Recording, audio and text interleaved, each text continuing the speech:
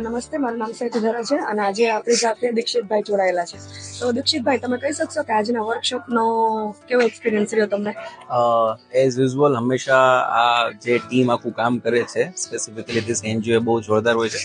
અને મને આજે ખાસ કરીને વર્કશોપનું કામ એ વધારે ગમ્યું કે જે બેઝિક નીડ્સ છે, being a parent or being a child, એ આ વર્કશોપ થ્રુ અને કદાચ આના પછી જે બી વર્કશોપ થવાનો છે જે 3 months માટે છે ને letter on it will be on 3 year base workshop જે થશે. તો આઈ થિંક સો કે બધાએ પોતાના બાળકને આમાં ઇન્વોલ્વ કરવા જોઈએ.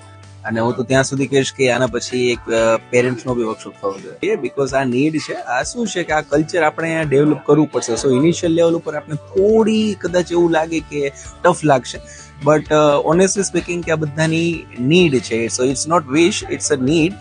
તો આપણે કરતું રહેવું જોઈએ, કોઈ તો ઇનિશિયેટિવ લેવું જોઈએ. So you guys are doing too good work. Thank you દીક્ષિતભાઈ. Thank you.